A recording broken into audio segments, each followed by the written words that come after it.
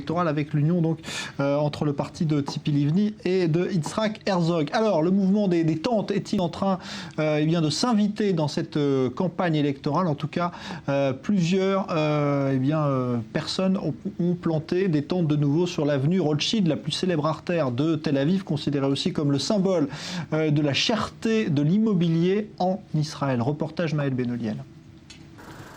Elles sont de retour au même endroit 3 ans et demi après.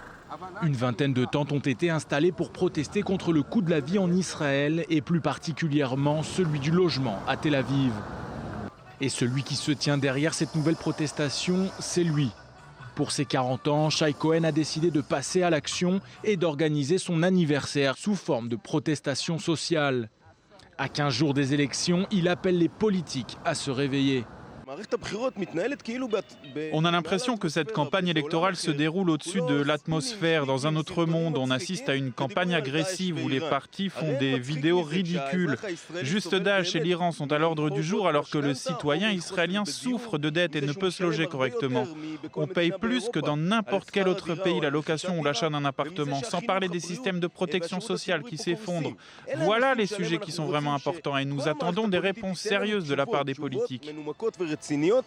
Après un appel via les réseaux sociaux, des dizaines d'inconnus qui font face aux mêmes difficultés ont décidé de se joindre à lui et d'installer leur propre tente.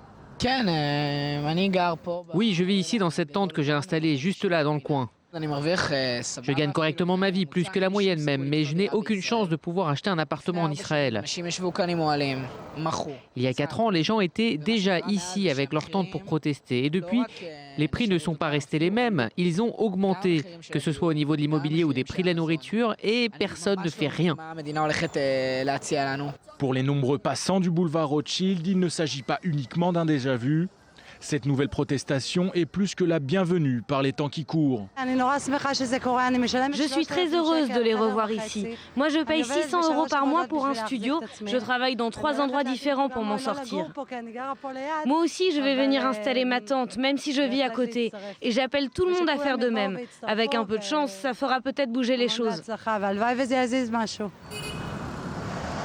Difficile de dire si cette protestation d'une vingtaine de tentes va pouvoir changer le cours des choses, mais le symbole est fort et l'espoir est de rigueur. Car pour ceux présents ici aujourd'hui, 3 ans et demi après la protestation des tentes de l'été 2011, rien n'a changé et il est temps de se faire de nouveau entendre à 15 jours des élections.